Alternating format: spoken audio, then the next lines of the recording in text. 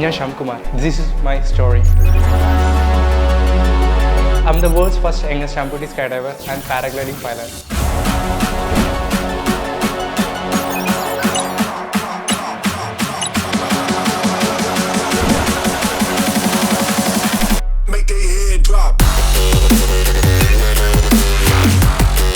ഞാൻ ഇതുവരെ ഓൾമോസ്റ്റ് 101 പ്രാവശ്യം സ്കൈ ഡൈവ് ചെയ്തിട്ടുണ്ട്. പാരാഗ്ലൈഡിങ്ങിൽ പൈലറ്റാണ്. സ്കൂബ ഡൈവിങ് ചെയ്തിട്ടുണ്ട് ആഫ്റ്റർ കിഡ്നി ട്രാൻസ്പ്ലാന്റേഷൻ. എനിക്ക് ഏതാണ്ട് 8 വയസ്സായപ്പോൾ ഒരു 12ഓളം സർജറി കഴിഞ്ഞിട്ടുണ്ടായിരുന്നു. എല്ലാം മേജർ സർജറീസ് ആയിരുന്നു. ഏതാണ്ട് 16 വർഷം വരെ വീട്ടിനകത്ത് അമ്മയുടെ ഇടുപ്പിലിരുന്ന് വളർന്ന ഒരാൾ. ആ ഒരു ടൈമിൽ നടക്കുക എന്ന് പറയുന്ന ഒരു സ്വപ്നം മാത്രമായിരുന്നു. അവിടെ വെച്ച് മരിച്ചു പോയെങ്കിലും നമ്മൾ ആഗ്രഹിച്ചിട്ടുണ്ടായിരുന്നു. കാര്യം ഇങ്ങനൊരു കുട്ടിയെ കൊണ്ട് എങ്ങനെ ജീവിക്കും എന്നുള്ള സംഭവം. എൻ്റെ ഉള്ളിൽ ഇൻസ്പിറേഷൻ എൻ്റെ അമ്മയാണ്. ബിക്കോസ് അമ്മ ഇല്ലായിരുന്നെങ്കിൽ ഞാൻ ഇന്നും ജീവിച്ചിരിക്കത്തില്ല.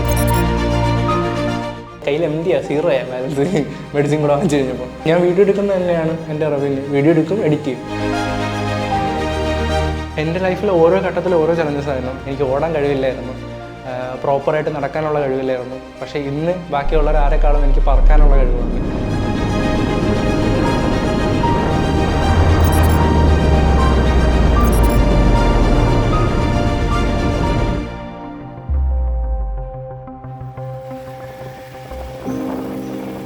ജനിച്ച് എൻ്റെ അമ്മയെ കൊണ്ടുവന്ന് കാണിക്കുന്ന സമയത്ത് ഇത്ര പ്രശ്നങ്ങളുണ്ടെന്ന് പറയുന്നൊരു സമയത്ത് അമ്മ ആ റൂമിനകത്തുനിന്ന് അല്ലെങ്കിൽ ഓപ്പറേഷൻ തിയേറ്ററിനകത്തുനിന്ന് ചിന്തിച്ചൊരു കാര്യമാണ്, ആ റൂമിനകത്തുനിന്ന് പുറത്തിറങ്ങാൻ പാടില്ല എന്നുള്ളത്. അവിടെ വെച്ച് മരിച്ചു പോയെങ്കിലും നമ്മൾ ആഗ്രഹിച്ചിട്ടുണ്ടായിരുന്നു. പക്ഷേ പുറത്ത് വന്നേ പറ്റൂ, ജീവിതമാണ്, മുന്നോട്ട് പോയേ പറ്റൂ.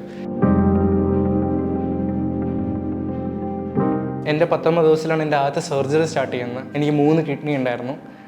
ഒരു കാല് മടങ്ങി പിറകിലോട്ട് ബട്ടക്സുമായിട്ട് ഒട്ടിയിരിക്കുമായിരുന്നു.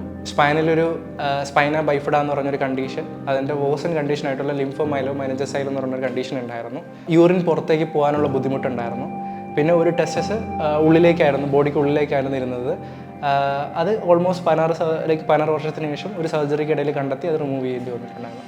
5 വയസ്സ് തൊട്ട് ഞാൻ യൂറിൻ ട്യൂബ് ഇട്ട് എടുക്കാൻ തുടങ്ങി. അതിനുശേഷം 1.5 വയസ്സിലും 2 വയസ്സിലും നട്ടലിൽ 3 വയസ്സിലും സർജറി ചെയ്ത് ശരിയാക്കാൻ നോക്കി. പാരലൈസ് പോകുന്ന സിറ്റുവേഷൻ നിന്നൊക്കെ തിരിച്ച് ലൈഫിലോട്ട് വന്നു. പിന്നെ ചെറിയ കുട്ടിയായിരുന്ന സമയത്ത് സ്കൂളിലൊക്കെ പോകുന്ന സമയത്ത് യൂറിൻ ചുമ്മാ ലീക്കായിക്കൊണ്ടിരിക്കുന്ന അവസ്ഥ ഉണ്ടായിരുന്നു. ഈ സൈഡിൽ ഒരു യൂറിൻ തുറന്നു വിട്ടിരുന്ന് അവിടെ തുണി വെച്ചിട്ട് അങ്ങനെ ആണ് ഞാൻ ക്ലാസ്സിൽ പോയിക്കൊണ്ടിരുന്നത്. LKG പഠിക്കുന്ന സമയത്ത് അമ്മ ക്ലാസ്സിൽ വന്നിരിക്കുമായിരുന്നു. അമ്മ എന്നെ എടുത്തുകൊണ്ടാണ് നടന്നിരുന്നത്. ഒരു കാലം ചാടിയാണ് ഞാൻ പോയിക്കൊണ്ടിരുന്നത്. യൂറിൻ ചുമ്മാ ലീക്കായിക്കൊണ്ടിരിക്കുന്നത് അടുത്ത് കുട്ടികൾക്കൊന്നും ഇരിക്കാൻ പറ്റില്ലായിരുന്നു. ഏതാണ്ട് എൻ്റെ 8ാം ക്ലാസ് വരെ പഠിക്കുന്നവരെ എനിക്കിങ്ങനെ സ്റ്റുഡൻസ് ഫ്രണ്ട്സ് ഒന്നും ഇല്ലായിരുന്നു. ഏതാണ്ട് 16 വർഷം വരെ വീട്ടിനകത്ത് അമ്മയുടെ ഇടുപ്പിലിരുന്ന് വളർന്ന ഒരാൾ. കാര്യം ആ ഒരു ടൈമിൽ നടക്കുക എന്ന് പറയുന്ന ഒരു സ്വപ്നം മാത്രമായിരുന്നു. എനിക്ക് നടക്കാൻ പറ്റുമെന്ന് തന്നെ വിശ്വസിച്ചിരുന്നില്ല. എൻ്റെ അമ്മയുടെ ഇടുപ്പിലിരിക്കുന്ന സമയത്ത് എനിക്ക് കേൾക്കായിരുന്നു ഈ ആസ്മയുടെയൊക്കെ അമ്മ വലിക്കുന്ന വീസിങ് സൗണ്ട് എനിക്ക് കേൾക്കായിരുന്നു. അപ്പോൾ അതൊക്കെ കണ്ടുകൊണ്ടാണ് എനിക്ക് എൻ്റെ കാല് മുറിച്ച് മാറ്റാൻ തന്നെ എനിക്ക് തോന്നിയിട്ടുണ്ടായിരുന്നു. 10ാം ക്ലാസ് പഠിക്കുന്ന സമയത്തായിരുന്നു സൈക്ലിങ്ങിലേക്ക് വരുന്ന സമയത്ത് ഈ ബ്ലാഡറിൻ്റെ സർജറി കഴിഞ്ഞിട്ടുണ്ടായിരുന്നപ്പോഴുണ്ടായിരുന്നു. അപ്പോൾ ഒത്തിരി മുറിവുകളൊക്കെ ബോഡിയിലുണ്ട്, സർജറി ചെയ്തിട്ടുള്ള പാർട്ടുകളുണ്ട്. സോ എപ്പോഴെങ്കിലും തറയിൽ വീണ് കഴിഞ്ഞാൽ ഒത്തിരി ലിമിറ്റേഷൻസ് ഉണ്ട്. ആ ടൈമിൽ പഠിച്ച സമയത്ത് തന്നെയാണെങ്കിലും അമ്മ തയ്ക്കുമായിരുന്നു. അപ്പോൾ തയ്ച്ചിട്ടൊരു സ്ട്രാപ്പ് പോലെ കാല് ഫിക്സ് ചെയ്തിട്ടാണ് ഞാൻ ചവിട്ടിക്കൊണ്ടിരുന്നത്. അപ്പോൾ ഒരു കാലിലാണ് ഞാൻ ചവിട്ടി പ്രാക്ടീസ് ചെയ്തുകൊണ്ടിരുന്നത്. അപ്പോൾ 1 കിലോമീറ്റർ ചവിട്ടാൻ ഡിഫിക്കൽട്ടി ആയിരുന്നൊരു സ്ഥലത്ത് നിന്ന് ഞാൻ പിന്നെ 2 മണിക്കൂർ ഇടവിട്ട് എനിക്ക് ട്രാവൽ ചെയ്തിട്ട് വരാം. 2 മണിക്കൂർ കഴിഞ്ഞ് തിരിച്ച് വീട്ടിൽ വന്നിട്ട് യൂറിൻ ട്യൂബ് എടുക്കാം, അങ്ങനൊരു സംഭവമുണ്ട്. അപ്പോൾ ആ 2 മണിക്കൂർ കണക്കാക്കി മാക്സിമം പോകാൻ പറ്റുന്ന ഡിസ്റ്റൻസ് ഞാൻ പോയി തുടങ്ങി. 5 മണിക്കൂർ ഓൾമോസ്റ്റ് 100 കിലോമീറ്റർ ചവിട്ടിട്ട് വരുന്ന ലെവലിലേക്ക് മാറിയിട്ടുണ്ടായിരുന്നു.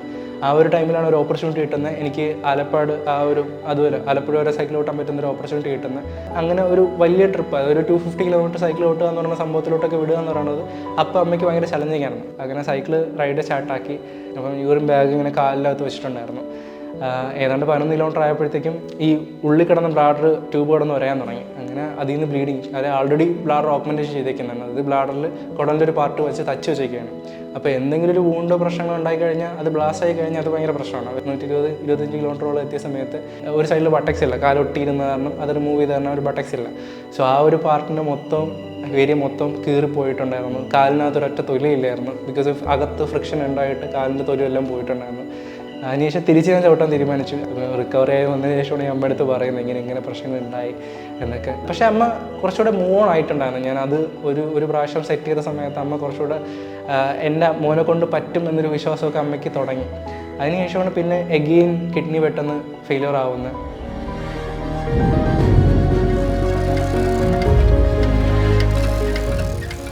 ഓൾമോസ്റ്റ് ഒരു ഫീലർ വന്ന സിറ്റുവേഷനിലോട്ട് എടുത്ത സമയത്ത് കംപ്ലീറ്റ്ലി ഡയാലിസിൽ പോകണം എന്നുള്ള സിറ്റുവേഷൻ ആയ സമയത്ത് ഞാൻ അമ്മ എടുത്ത് പറഞ്ഞു എനിക്ക് ഒന്ന് നാട് കണ്ടിടണം, ഞാൻ തിരിച്ചു വരും എന്ന് പറഞ്ഞിട്ട് അമ്മയെ കൊണ്ട് സമ്മതിപ്പിച്ചിട്ട് തന്നെ അപ്പോഴേ ഈ ബ്ലാഡർ വാഷൊക്കെ ഉണ്ടായിരുന്നു. ബ്ലാഡർ വാഷ്, യൂറിൻ ബാഗ്, അങ്ങനെ കുറേ സാധനങ്ങൾ, NS വാട്ടറൊക്കെ, അങ്ങനെ ഒരു ഏതാണ്ട് 10-20ഓളം ബാഗിൽ സെറ്റ് ചെയ്തതിന് ശേഷം, സൈക്കിളിൻ്റെ ബാഗിൽ സെറ്റ് ചെയ്തതിന് ഞാൻ ചവിട്ടിറങ്ങി.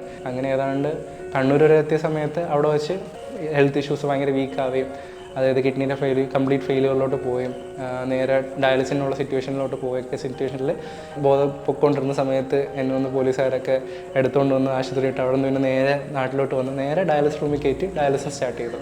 അന്ന് സൈക്കിളിൽ മറ്റേ പാരാഒളിമ്പിക്കിൽ പോകണം ഡ്രീമൊക്കെ ആയിരുന്നു. ആ ഡ്രീമൊക്കെ നശിച്ച് ലൈഫിലെല്ലാം നശിച്ചിട്ട് വീണ്ടും ബാക്ക് ടു ബെഡിൽ വന്നു. പിന്നെ ഏതാണ്ട് 5 വർഷത്തോളം, ഏതാണ്ട് അങ്ങനെ ടോട്ടൽ 21 വർഷം. പിന്നെ ഒരു പോയിന്റ്, ഡയാലിസിൻ്റെ ഒരു പോയിന്റ് വന്ന സമയത്ത് ഹാർട്ടിനൊക്കെ ചെറിയ വേരിയേഷൻസ് വന്നു തുടങ്ങി ഈ ഡയാലിസിൻ്റെ കാരണം. പിന്നെ എല്ലൊക്കെ ദ്രവിച്ചു തുടങ്ങി. ആ ഒരു പോയിന്റിൽ ആക്സിഡൻറ്റ് പറ്റി ഇപ്പോഴും ആ ഒരു ഷോൾഡർ ബോണും അകത്ത് ഇതൊക്കെ പൊട്ടിക്കിടക്കുന്നുണ്ട്. ഇപ്പോഴും അത് ഹീലായിട്ടില്ല. അങ്ങനെ ട്രാൻസ്പ്ലാന്റേഷൻ്റെ കാര്യം വന്നു. അങ്ങനെ അമ്മ കിഡ്നി തരാമെന്നുള്ള ഏറ്റു. അമ്മ O നെഗറ്റീവ്, ഞാൻ B പോസിറ്റീവ് ആയിരുന്നു. പക്ഷേ സ്റ്റിൽ മാച്ച് ചെയ്ത് നോക്കിയപ്പോഴത്തേക്കും കുഴപ്പമില്ല. സർജറി ചെയ്തത് വേറൊരു ട്രാൻസ്പ്ലാന്റേഷനാണ്, സ്റ്റെറോയിഡ് ഫ്രീ ട്രാൻസ്പ്ലാന്റേഷൻ എന്ന് പറയും. ഡയറക്റ്റ്ലി ഇമ്മ്യൂണോ സപ്രസൻസ് തന്നുകൊണ്ടുള്ള ട്രാൻസ്പ്ലാന്റേഷൻ. കാര്യം ഞാനത് ചൂസ് ചെയ്തതാണ്. കാര്യം എനിക്ക് ഓൾമോസ്റ്റ് അപ്പോൾ ഒരു 15ഓളം സർജറി കഴിഞ്ഞിട്ടുണ്ട്. അപ്പോൾ ഇനി എൻ്റെ ലൈഫ് ഞാനൊരു അതായത് വീട്ടിനകത്ത് ജീവിക്കുന്നതിനേക്കാളും അല്ലെങ്കിൽ സ്റ്റെറോയിഡ്സ് എടുത്ത് വീട്ടിനകത്ത് ജീവിക്കുന്നതിനേക്കാളും ബെറ്റർ കുറച്ച് എക്സ്ട്രീം ടോക്സിൻസ് എടുത്താലും കുഴപ്പമില്ല. അതായത് എനിക്ക് മുന്നോട്ട് ജീവിച്ചിരിക്കുന്നതിൽ വേറെ ഒന്നും തോന്നിയിട്ടുണ്ടായിരുന്നില്ല. അതിനൊരു കാരണം കൂടെ ഉണ്ടായിരുന്നു. സർജറി കഴിഞ്ഞ് 3ാമത്തെ മാസമായപ്പോഴത്തേക്ക് എൻ്റെ കിഡ്നി റിജക്റ്റഡായി. അമ്മ വെച്ച കിഡ്നി റിജക്റ്റായി. അങ്ങനെ 42% താന്നു. അപ്പോൾ ഒരു സ്റ്റെറോയിഡ് പുഷ് കൊടുത്തതിന് കാരണം ഞാൻ പിന്നെ ജീവിച്ച ലൈഫിലോട്ട് വന്നു. അങ്ങനെ ആ 42% വെച്ചിട്ട് പിന്നെ ഞാൻ ഓരോ ആക്ടിവിറ്റീസായിട്ട് ട്രൈ ചെയ്യാൻ തുടങ്ങി. അപ്പോൾ ഒരുപാട് സൂയിസൈഡൽ ടെൻഡൻസിയും ഡിപ്രഷനും ഒക്കെ ആയിട്ടൊരു എക്സ്ട്രീം അവസ്ഥയിലായിരുന്നു. 6 ദിവസവും 7 ദിവസവും ഉറങ്ങാൻ പറ്റാത്തൊരവസ്ഥയിൽ അങ്ങനെ കിടന്ന് പുഷ് ചെയ്തുകൊണ്ടിരുന്നൊരവസ്ഥയായിരുന്നു.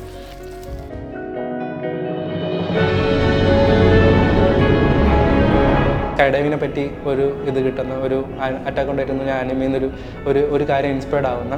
എന്ത് ചെയ്തു, സ്വന്തമായിട്ട് എങ്ങനെ പഠിക്കാമെന്നുള്ള തോട്ടിൽ നിന്നാണ് എൻ്റെ ലൈഫ് ചേഞ്ച് ആവുന്നത്. ആ ഒരു മൊമെൻറ്റിലാണ് എൻ്റെ ആ ഒരു ട്രാൻസിഷൻ ഉണ്ടാകുന്നത്. ലൈഫിലേക്ക് തിരിച്ച് ജീവിക്കണം, ഒരു ഹോപ്പ് കിട്ടി. അങ്ങനെ അത് ചെയ്യാൻ വേണ്ടിയിട്ട് USP ഓൾമോസ്റ്റ് 144 പ്രാവശ്യം എന്നെ റിജക്റ്റ് ചെയ്തിട്ടുണ്ടായിരുന്നു. എയറോഡൈനാമിക്കലി ബുദ്ധിമുട്ടുകളുണ്ട്. ഒരു കാലില്ലാത്ത കാരണം ഒരുപാട് ഡിഫിക്കൽട്ടി ഉണ്ട്. നമുക്ക് മുട്ടിന് മുകളിൽ വെച്ചാണ് എൻ്റെ ആംപുട്ടേഷൻ ചെയ്തത്. മുട്ടുണ്ടായിരുന്നെങ്കിൽ എനിക്ക് 2 കാലുള്ളതുപോലെയാണ് എനിക്ക് ആക്ടിവിറ്റീസ് ചെയ്യാൻ പറ്റുമായിരുന്നു. പക്ഷേ മുട്ടിന് മുകളിലായതുകൊണ്ട് നമുക്ക് മിഡ് എയറിൽ സ്പിൻസ് വരാനുള്ള ചാൻസ് ഭയങ്കര എക്സ്ട്രീം ആയിരുന്നു. അങ്ങനെ ഒറ്റയ്ക്ക് ജമ്പ് കഴിഞ്ഞ്, സെക്കൻഡ് ജമ്പ് കഴിഞ്ഞ്, തേർഡ് ജമ്പിൽ എനിക്കൊരു എക്സ്ട്രീം സ്പിൻ ഉണ്ടായി. ആ എക്സ്ട്രീം സ്പിന്ന് ഞാൻ അപ്സൈഡ് ഡൗൺ ആയിട്ട്, അതായത് ഞാൻ ആകാശം നോക്കിക്കൊണ്ടിരിക്കുന്ന ആ ഒരു മൊമെൻറ്റിൽ നിന്ന് പാരഷൂട്ട് പുള്ളി ചെയ്തു. അങ്ങനെ സ്പിന്നിൻ്റെ കൂടത്ത് ആ സ്പിന്ന് വരുമ്പോൾ നോർമലി G ഫോഴ്സ് കൂടിയിട്ട് നമ്മുടെ ബോധം പോകും, ബ്ലാക്ക് ഔട്ട് ആവും. സോ ആ ഒരു സിറ്റുവേഷനിൽ ഞാൻ പാരഷൂട്ട് പുള്ളി ചെയ്തു. പക്ഷേ പാരഷൂട്ട് എൻ്റെ കാലിൽ കുരുങ്ങി. എന്നെ അതെന്നുള്ള കാലിൽ കുരുങ്ങിക്കൊണ്ട് രക്ഷപ്പെട്ടു. മറ്റേ കാലിലാണ് കുരുങ്ങിയിരുന്നെങ്കിൽ അപ്സൈഡ് ഡൗൺ ആയതുകൊണ്ട് തന്നെ AED വർക്ക് ചെയ്താലും സ്റ്റിൽ ക്രാഷിലോട്ട് പോകും. 4 സെക്കൻഡ് 5 സെക്കൻഡിനകത്ത് ഉറപ്പായിട്ടും ഡെത്തിലോട്ട് തന്നെ ലീഡ് ചെയ്യും. പക്ഷേ അവർ പിന്നെയും വിൻട്രളിന് വേണ്ടിയിട്ട് അവിടെ ഓപ്പർച്യൂണിറ്റി തന്നു. അങ്ങനെ വിൻട്രളിൽ ചെയ്തു. പിന്നെ തിരിച്ചു വന്ന് വീണ്ടും ജമ്പ് ചെയ്തു. എഗെയിൻ 6th ജമ്പ് എനിക്കൊരു സ്പിൻ ഉണ്ടായി. അതിനാണ് അവർ കണ്ടെത്തി ഈ ആർട്ടിഫിഷ്യൽ ലിംബ് ചെയ്യുമ്പോഴാണ് ഈ സ്പിൻ ഉണ്ടാവുന്നതെന്ന് കണ്ടെത്തി. അങ്ങനെയാണ് വിത്തൗട്ട് ലെഗിൽ ട്രാക്കിംഗ് ഒക്കെ പറയുന്ന ഒരു സാധനം ഭയങ്കര ഇമ്പോസിബിളാണ്. നമുക്ക് സിമിട്രി ഇല്ല ഫ്ലൈ ചെയ്യുന്ന സമയത്ത്. സോ ആ ഒരു സംഭവത്തെ വെച്ചുകൊണ്ട് തന്നെ ഞാൻ ഫ്ലൈ ചെയ്യാൻ പഠിക്കുകയും ലൈസൻസ് എടുക്കുകയും ചെയ്തിട്ടുണ്ടായിരുന്നു. പിന്നെ B ലൈസൻസ് എടുത്തു. ഓൾമോസ്റ്റ് 101ഓളം ജമ്പുകൾ ചെയ്തിട്ടുണ്ടായിരുന്നു. ലാൻഡിങ്ങിലേക്ക് വരുന്ന സമയത്ത് എനിക്കൊരു എക്സ്ട്രീം സ്കോളിയോസിസ് ഉണ്ട്. എൻ്റെ നട്ടിൽ എക്സ്ട്രീമായിട്ടൊരു കുക്ക് പോലെ വളഞ്ഞിരിക്കുകയാണ്. അത് കാരണം തന്നെ ഒരു ഭയങ്കര ഹൈ ഇമ്പാക്റ്റ് ഉണ്ടായി കഴിഞ്ഞാൽ എൻ്റെ സ്പൈൻ എന്ത് ചെയ്യും, ബ്രേക്കായിട്ട് ഞാൻ പാരലൈസിലോട്ട് പോകും. അത് കഴിഞ്ഞ് സ്കൈഡൈവിന് ശേഷം പിന്നെ തീരുമാനിച്ചു, പിന്നെ അടുത്തിനി കയ്യിൽ ഫണ്ടും കാര്യങ്ങളൊന്നുമില്ല. ആ ടൈമിലാണ് ഒരു ഓപ്പർച്യൂണിറ്റി പാരാഗ്ലൈഡിങ് പഠിക്കാൻ വേണ്ടിയിട്ട്. അങ്ങനെ അതും വിത്തൗട്ട് ടാൻഡം തന്നെയായിരുന്നു. ഞാൻ ഫസ്റ്റ് തൊട്ട് സോളോ ചെയ്തു. വേൾഡിൽ സെക്കൻഡ് ഹയസ്റ്റ് പാരാഗ്ലൈഡിങ് സൈറ്റായിട്ടുള്ള ബിയർ ബില്ലിങ്ങിൽ പോയിട്ട് ഞാൻ പഠിച്ചിട്ടുണ്ടായിരുന്നു.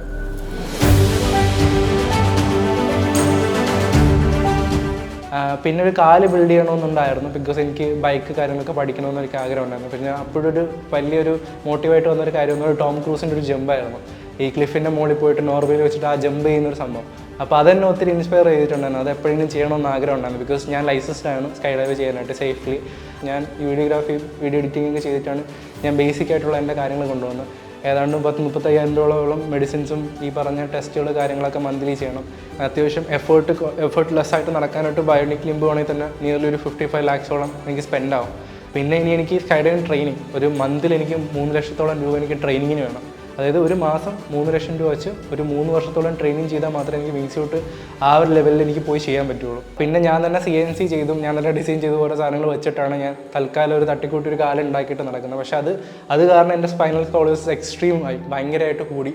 ബിക്കോസ് അത്രയും ടെൻഷനും അത്രയും വെയിറ്റും കാലിൽ വന്നിട്ടുണ്ട്. അതുകൊണ്ട് 5 കിലോയോളം കാലിൻ്റെ വെയിറ്റ് എടുത്തിട്ടാണ് ഞാൻ നടന്നുകൊണ്ടിരിക്കുന്നത്. പുതിയൊരു കാലം നമുക്കൊരു ബയോണിക് ലിംബും എൻ്റെ അത്രയും എഫിഷ്യൻസി കുറഞ്ഞ് വാങ്ങിക്കണമെങ്കിൽ 10-50 ലക്ഷത്തോളം രൂപയാവും. എൻ്റെ ജോയിൻറ്റിന് മാത്രം തന്നെ 36 ലക്ഷം 35 ലക്ഷം, അതും 7 വർഷത്തേക്ക് യൂസ് ചെയ്യാൻ പറ്റുള്ളൂ.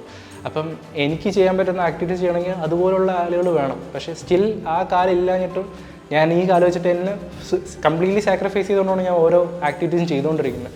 ബട്ട് അതൊക്കെ കുറച്ചുകൂടെ സേഫറായിട്ട് ചെയ്യണമെന്നൊരു ആഗ്രഹമുണ്ട്. എൻ്റെ അടുത്ത് ACI ഉണ്ട്, എറോ ക്ലബ് ഓഫ് ഇന്ത്യ ഉണ്ട്. ബട്ട് മിനിസ്ട്രിയിൽ നിന്നൊരു സപ്പോർട്ട് കിട്ടത്തില്ല ബിക്കോസ് ഓഫ് ഇത്രയും ഹെൽത്ത് ചലഞ്ചസ് ഉണ്ട് ഒരു സൈഡിൽ. അതുപോരാഞ്ഞിട്ട് ഇതൊരു എക്സ്ട്രീം സ്പോർട്സാണ്. എക്സ്ട്രീം സ്പോർട്സിൽ ഇന്ത്യയിൽ വാല്യൂ ഇല്ല. ഈവൻ പാരാഒളിമ്പിക്സിന് നമുക്കറിയാമല്ലോ, ഒത്തിരി ചലഞ്ചസ് ഉണ്ട് പോയി പുഷ് ചെയ്യാനായിട്ടാണെങ്കിലും. അപ്പോൾ ഒരു എക്സ്ട്രീം സ്പോർട്സിൻ്റെ അവസ്ഥ അതിനേക്കാളും എക്സ്ട്രീമാണ്. പിന്നെ ഈ അടുത്ത് എനിക്കൊരു മൂവി ഓപ്പർച്യൂണിറ്റി കിട്ടിയിട്ടുണ്ടായിരുന്നു. ബിക്കോസ് ഇത്രയും കാലം നമുക്കൊരു ഹീറോ പരിവേഷം നമുക്കൊരു മൂവി കിട്ടിയിട്ടുണ്ടായിരുന്നില്ല. കാര്യം ഒന്നിൽ ഞാനിപ്പോൾ ലാസ്റ്റ് അഭിനയിച്ച മൂവി ഉൾപ്പെടെ കാല് വയ്യാത്ത വീക്കായിട്ടുള്ള ക്യാരക്ടറാണ്. അപ്പം എൻ്റെ ലൈഫിൽ എനിക്കൊരു വലിയ ആഗ്രഹമുള്ളതെന്ന് പറഞ്ഞാൽ 2 കാലമുള്ള ആരെക്കാളും ഒരു ഏറ്റവും വലിയൊരു ഹീറോ ആയി മാറാനുള്ള കേപ്പബിലിറ്റീസ് എനിക്ക് ഇന്നുണ്ട്. ഇത്രയും എക്സ്ട്രീംസ് പുഷ് ചെയ്യുന്ന സമയത്ത് എനിക്കുണ്ട്. സോ അത് ബേസ് ചെയ്തൊരു വലിയ സിനിമ ഉണ്ടാക്കണം. ആ സിനിമ ഒത്തിരി ആൾക്കാരെ ഇൻസ്പയർ ചെയ്യുന്ന ലെവലിലേക്ക് എനിക്ക് മാറണം. പക്ഷേ ഇപ്പോഴും എൻ്റെ സ്റ്റോറി ചെയ്യണമെങ്കിൽ വേറൊരു സിനിമ തന്നെ വേണം, അങ്ങനെ വേണം. പക്ഷേ still I could able to do that എന്നുള്ളൊരു ഇനിഷ്യേറ്റീവിലാണ് ഇപ്പോൾ പുഷ് ചെയ്തുകൊണ്ടിരിക്കുന്നത്. അതുപോലെ മോഡലിംഗ് ആണെങ്കിൽ പല കാര്യങ്ങളും ഞാൻ ട്രൈ ചെയ്തിട്ടുണ്ട്. ഞാൻ ഇതുവരെ ഓൾമോസ്റ്റ് 101 പ്രാവശ്യം സ്കൈ ഡൈവ് ചെയ്തിട്ടുണ്ട്. പാരാഗ്ലൈഡിങ്ങിൽ പൈലറ്റാണ്. സ്കൂബ ഡൈവിങ് ചെയ്തിട്ടുണ്ട് ആഫ്റ്റർ കിഡ്നി ട്രാൻസ്പ്ലാന്റേഷൻ. ഒത്തിരി റിസ്ക് ഉണ്ട് കിഡ്നി ട്രാൻസ്പ്ലാന്റേഷന് ശേഷം സ്കൂബ ഡൈവിങ് ചെയ്യാനായിട്ട്. പിന്നെ സൈക്ലിസ്റ്റ് ആയിരുന്നു. 100,000 കിലോമീറ്റർ ഇൻ 6 days ഞാൻ ചെയ്തിട്ടുണ്ടായിരുന്നു. 250 കിലോമീറ്റേഴ്സ് ഇൻ 12 hours ഞാൻ ചെയ്തിട്ടുണ്ടായിരുന്നു. അതൊക്കെ യൂറിൻ ബാഗും കാര്യങ്ങളും ഒത്തിരി ഡിഫിക്കൽട്ടീസും മെഡിക്കൽ ഹെൽത്ത് കണ്ടീഷൻസ് ഒക്കെ വെച്ചിട്ടാണ് ഞാൻ ആ ടൈമിൽ ചെയ്തുകൊണ്ടിരുന്നത്. സ്കേറ്റിംഗ് ആണെങ്കിലും മൗണ്ടനിയറിംഗ് ആണെങ്കിലും സ്വിമ്മിങ് ആണെങ്കിലും പാരലി അങ്ങനെയുള്ള കുറേ സ്പോർട്ടുകളും അച്ചീവ് ചെയ്തിട്ടുണ്ടായിരുന്നു. കളരിപ്പയറ്റ് ചെയ്തിട്ടുണ്ടായിരുന്നു. പിന്നെ ഇപ്പം ഞാൻ പഠിച്ചുകൊണ്ടിരിക്കുന്ന മോട്ടോക്രോസ് ആണ്.